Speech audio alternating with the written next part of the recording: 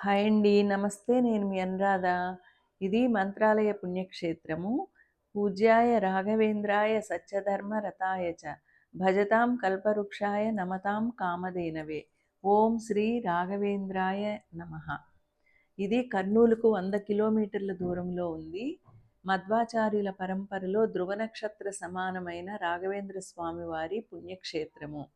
ఇది తుంగభద్ర నదీ తీరంలో ఉంది.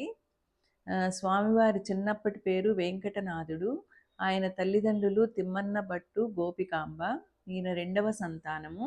1595 నుండి 1671 వరకు జీవించారు.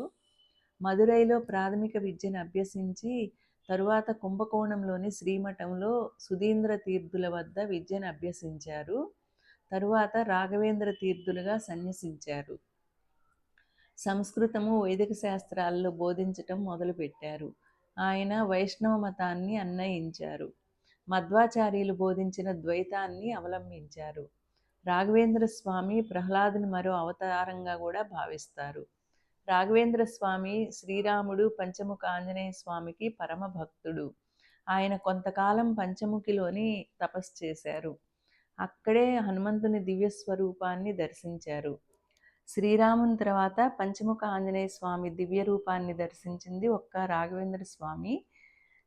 గురువు గారు మధ్వాచార్యుల తర్వాత మఠం బాధ్యతలు చేపట్టారు. 1671లో మంత్రాలయంలో స్వామి సజీవ సమాధి అయ్యారు.